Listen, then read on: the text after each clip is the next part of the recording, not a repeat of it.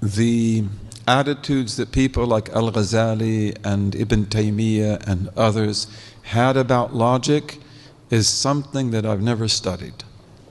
If Shaykh Hamza Yusuf were here, he could answer your question really well. Unfortunately, I could only stab in the dark.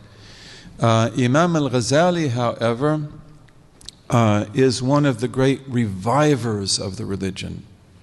He is one of the great teachers of the ummah. And everything that he does has to be understood in those terms. And he is very similar to his young contemporary, who was Shaykh Abdul Qadir al-Jilani. So these two men are contemporaries. When Al-Ghazali leaves his teaching, and he leaves Baghdad, and he goes out to discover spiritual truth, at the same time, a 17-year-old youth who was a Sharif of Ahlul Bayt comes into Baghdad, and that was Shaykh Abdul Qadir al-Jilani. They didn't call him Shaykh then, they called him a student. And so these two people will work very closely together. Imam al-Ghazali is several years older than Shaykh Abdul Qadir, maybe 18, 19 years. And Imam al-Ghazali will not be gifted with a long life. Shaykh Abdul Qadir al-Jilani will have a much longer life. But many of the things that Shaykh Abdul Qadir al-Jilani will do are based on Al-Ghazali's program. That how do we bring this religion back to life? How do we put Muslims on the path of the hereafter so that they are living this religion in a way that is pleasing to Allah, and so that they are doing what they're supposed to do? And out of this will come Salahuddin, Nuruddin, incredible changes. They would have regarded themselves to be followers of Al-Ghazali and followers of Shaykh Abdul Qadir al-Jilani. He was their teacher. He taught Salahuddin when he was just a boy. He took the hand of Salahuddin when he was just a little boy. Even he told Salahuddin, you will conquer Egypt, but the first time you will be defeated. Then the second time you will take it. That's exactly what happened in history. So these are great people. And one of the things we have to say about Imam al-Ghazali, and this is the reason why I can't answer your question, is that he is very subtle in what he does. So what he does always has a certain intent. Imam al-Ghazali is a master of the Sharia. He's a master of the law. And he always stays in the law. In his Ihya Ulumuddin, he just wants us to believe in Islam, to live in Islam, and to do what we're supposed, and to live Islam in a way that will take us to the garden and protect us from the fire and enable us also to live this religion the way that it ought to be. But Imam al-Ghazali, the way he does that is absolutely amazing. So that's all I can say in answer to your good question. If you ask Shaykh Hamza Yusuf, he will give you the answer you want, inshallah. Dr. Umar, this is a question from the sisters' side. What are some books you may recommend on world history and Islamic history? What are some books that I would recommend on world history and Islamic history? Well, this is usually how I answer that question. And when people ask me that question, I usually send them to a book by Ira Lapidus, Lapidus, Ira, I-R-A, which is called A History of Muslim Societies. And it's a beginning book. It's fairly large, and in my opinion, it's pretty good. It's not going to give you everything. It's not going to answer all your problems, but that's a pretty good beginning. To be honest, we have to write our own histories. We have to do that. That's a big task. And there are things in our history that you probably never imagined. Switzerland, for example. You know where Switzerland is, right? That beautiful little country where my grandfathers come from, in the mountains between Italy and Germany. Switzerland. Did you know that Muslims were in Switzerland in force for 150 years? Very interesting. How did they get there? Caliphate of Cordoba. The Caliphate of Cordoba. What? And what would they be interested in doing in Switzerland? Oh, they were smart people. And how did they do it? Sea power. Because Spain is always a sea power. Portugal's always a sea power. But the Muslims in Spain and Portugal, they controlled the Atlantic and the Mediterranean. And they built incredible ships. They built incredible ships. And why did they build such incredible ships? There were also ships of war. Vikings. The Vikings. So, and why did the Vikings even appear in history? Muslim Spain and Portugal. Because Muslim Spain and Portugal became so wealthy that they dried up the wealth of Northern Europe. This is pretty well proven in economic history. And countries like what is today Denmark and Norway and Sweden and England and Northern Germany and Holland, they became poor because nobody would go there anymore. It's like there's no profit. Merchants are always looking for profit. The merchants that are in Italy and France and elsewhere, they no longer want to go north. Because what do you get there? Sheepskin, flax, wood. You go to Spain and Portugal, all you have to do is pay jizya. You pay the jizya and you're protected by the state. And then you get gold and silver and silk and oranges and lemons and everything in the world. It's really amazing. This is true. And I could even tell you, because you had people at the University of Michigan who were the masters of this. I don't know if the one in particular is still alive. His name is Ehrenkreuz. Is he still alive? You know, Professor Ehrenkreuz. He was one of my companions. He was the person who worked on this. Okay, so this meant the Vikings have to come out. And the Vikings, you probably have seen movies about Vikings. Those are usually exaggerated. But the Vikings come out. Where did the Vikings first go? Lisbon, Portugal. Great Muslim city. Great Muslim city. And they sack it because Lisbon had never been protected from the Atlantic because of the fact they didn't have any enemies on the Atlantic. And they sacked Lisbon, and they took out of it tons of goods and women and children as well. And then they come down to attack Seville. These are all Muslim cities, Muslim ports. And the caliph at that time, his name was Abdurrahman III.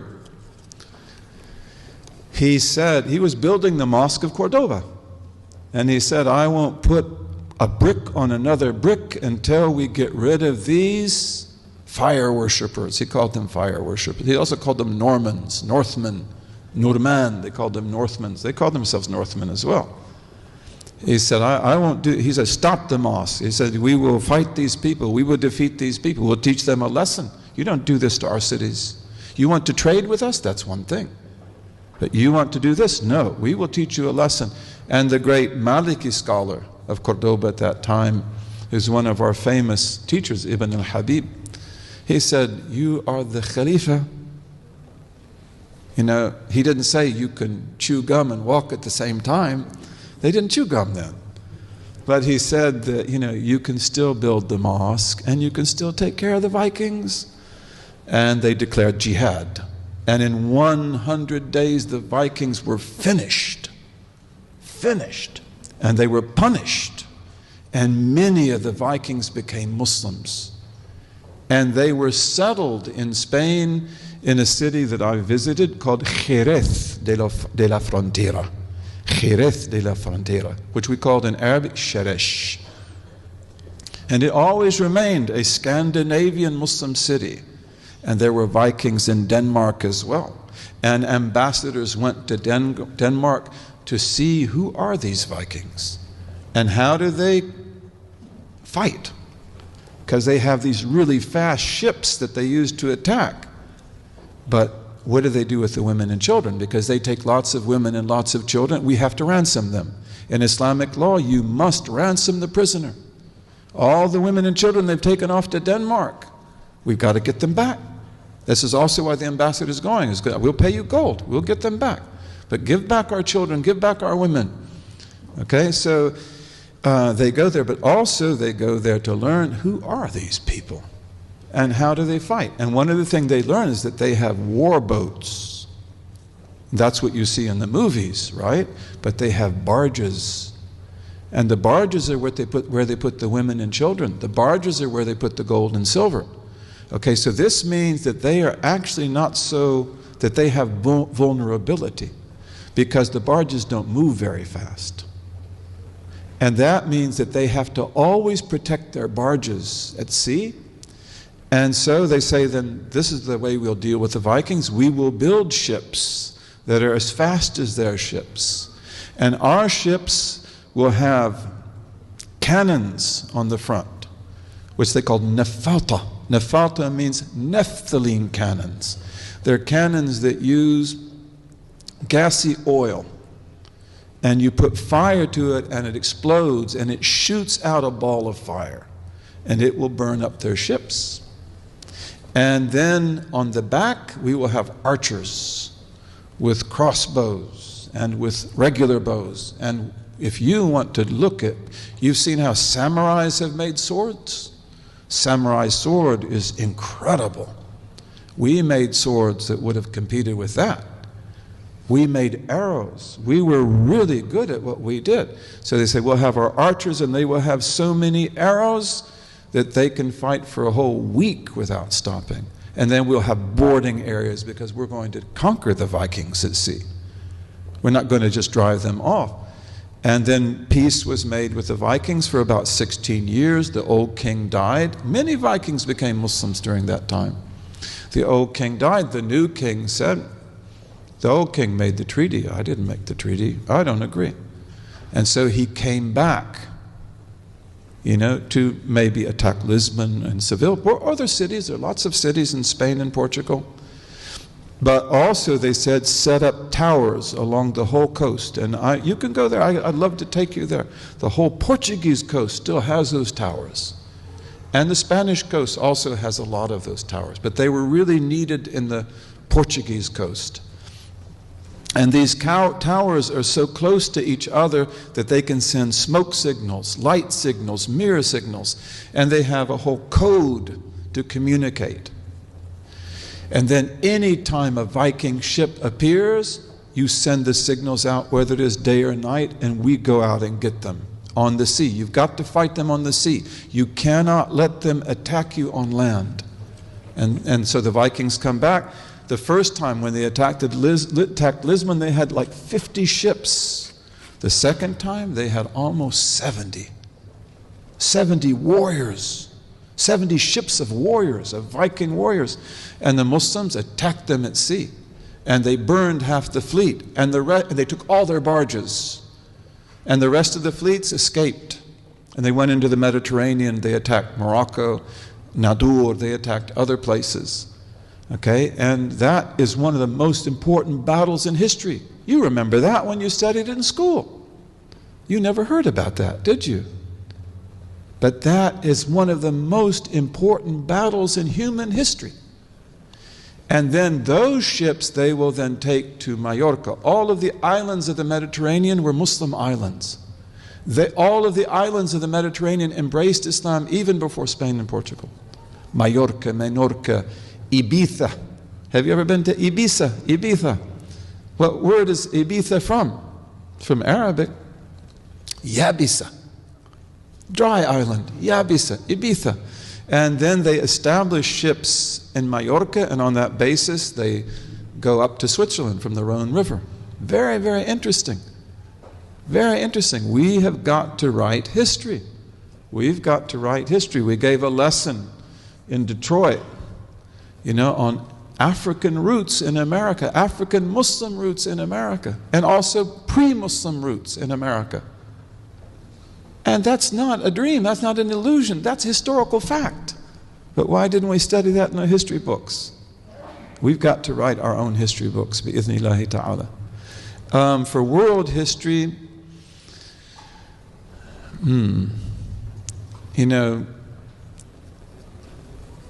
the great work of history is Arnold Toynbee, but he's hard to read. He's hard to read. He's beautiful, beautiful writer, but he's got so much history in his works that he's hard to read. If you wanted to read Toynbee, you really need some help, I would say. But also you can use something like Encyclopedia Britannica. I don't know about Wikipedia, I'm not sure that I believe in that very strongly, but it can help you through this stuff because you have to look up a lot of stuff and you'll learn a lot of things. Sorry to take so long to answer a question. That's very impolite. Fudul al-kalam, superfluous speech. Wait. Okay. Okay. This one is, Muslims have a great history, but now the Muslim world is too weak. What hope do you have for the current Muslim world? MashaAllah. So the Muslim history is very great, right? What hopes do you have for the Muslim world? We have a difficult situation today. One of the great scholars of our time who writes about Islam is a man who's very friendly to us, and his name is Richard Bullitt. Richard Bullitt. When I met him, he was in New York at Columbia. He spells his name B-U-L-L-I-E-T, and he pronounced it Bullitt. He corrected me. He said, no, my name's not Boulier, it's Bullitt. And he's done a lot of good work. He has a book, by the way, Richard Bullitt, called The Case for Islamo-Christian Civilization. And I suggest that you read that book. Not very big, and it's not hard to read. And it will give you a lot of strength, because he wants to show that all this stuff said about Islam as the world's enemy and Huntington and things like that, he says it's complete nonsense. And he said, I cannot be quiet. He said, I'm a historian, I've got to talk about this. And so his book is very good. You should read it. A Case for Islamo-Christian Civilization. Very, very good book. But Bullitt studied also things like conversion. He studied things like conversion. He has the best studies of Muslim conversion. And they are also the most scientific. They're based on careful numerical evidence. And he shows, how did Islam spread? And how did Islam spread in Egypt? How did it spread in Spain and Portugal? How did it spread in Iraq, Syria, other lands? And Bullitt shows that usually it spreads, it takes about 200 years, 250 years for it to become majority. So you might say it's not that fast, because again, Muslims never made people convert, ever. We don't do that. It's not allowed in our law. Not allowed at all. So for Islam to become the majority population in Syria or in Egypt, that took time. And he studies that really well. It's very valuable. In fact, Spain and Portugal go faster than other places. Spain and Portugal are relatively rapid in the conversion of their majorities to Islam in many places. But one of the important things that Bullitt does is that he says that when you look at Islam, you must never forget the importance of the edge. The edge. He said you have to always watch the edges. What's the edge? Where would be the edge of the Muslim world? You're sitting on it. You are sitting on it. You are the edge. You are the edge. The edge is where, and he doesn't want to use the word periphery because we say this is peripheral, this is marginal. So he uses the word edge. The edge will be wherever Islam is flowing, so that Muslims who have background in Islam, like most of you that have families that have South Asian or Arab or other background, where people like that who bring with them Islam and Islamic culture are mixing with people like this and people like this and people like some of these brothers over here, that brother, converts. And when these two mix, then you have the edge. And he says the edge is where the most incredible things will happen. Why? I don't remember that he actually goes into that, but because of the fact that this is the place where Islam has to make sense to the convert. It's got to relate to that culture. It's got to receive challenges and have adequate responses. So many of the great developments of Islamic civilization will come from the edge. That, I believe, is true. And that's why also this community that we have, which is remarkable, remarkable. You know, it is the perfect edge. We are in a land which is at the cutting edge of technology and development and world power. It's a really strategic place to be, and the Canadians are too, our brothers and sisters to the north. And not only that, but we are a Muslim community that has incredible talent, incredible capacity. We do have that. We do have that. So it's like when we talked about the challenges and responses that we've talked about today, you can do that. You are capable of that challenge, inshallah. But we have to all work together on this. This means that we have to cohere. This means that we have to get our act together. This means that we have to build institutions. But we can do that bi'ithnillahi ta'ala. And I believe it is our obligation. And then when that happens, it can bring the whole ummah to life. And let's not be foolish and let's not go overboard. You know, let's be humble, right? Let's be humble. But a lot of our sheikhs have said in the past years that if the fragrance of God's remembrance ever comes, ever proceeds from the West, and the scent of it is caught in the East, the sick man will get well. The sick man will get well. Islam is like this. The Muslim world today has been hurt and crushed, you know, but you and I, we don't feel that so much. Some of you may, but I don't, because I grew up here. Okay, and that means that like there are things that we can do, there's work that we can do that other people, maybe you can't expect them to do that right now. They're in a really difficult situation, and it gets worse and worse and more difficult. The Muslim world is also the best real estate in the world. It's always been that way. And that's why it's very strategic. And that's why also there are a lot of people that they're not necessarily that friendly, because, you know, if, for example, the Syrian people have victory, and may Allah give the Syrian people victory, Syria is the most strategic part of the whole puzzle. I wrote a book called The Islamic Struggle in Syria. I wrote it when I was at the University of Michigan, and I wrote it about the tyrant that was there in those days, Hafez Assad. Okay, I wrote that, and you can get that book if you want. But that's one of the things I began with, that you have to understand that Syria is the most strategic part of the puzzle. If Syria ever becomes free, if Syria ever is able to do what the Syrian people want to do, then the whole configuration of that part of the world will change. If Syria becomes the friend of Turkey, and they would be good friends now, Turkey and Syria become extremely influential in the world. And whose benefit is that to? Well, it's to our benefit, but not to Russia's, not to China, not to a lot of other people. And if Syria and Egypt both become friends and begin to work together, Syria and Egypt become really powerful. Because one of the main ways that the Muslim world was controlled was divide and conquer.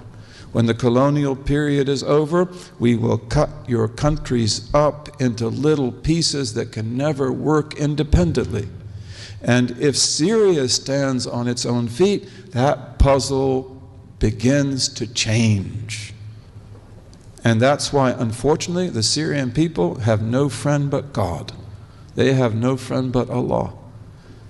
And of course, we have Muslims. We love them. We pray for them. You've got to pray for the Syrian people, because nobody's going to help them in the world out there. They will let them bleed and bleed and bleed. That's genocide that's happening in Syria. Call it by its name. It's not a civil war, it's genocide. Genocide, pure and simple. Okay? So they will be bled and bled and bled, and they will try to keep no one from having victory. And that's because Syria is very strategic. We ask Allah Azza wa Jal to give victory to the Syrian people. Al-Fatiha. Bismillahirrahmanirrahim.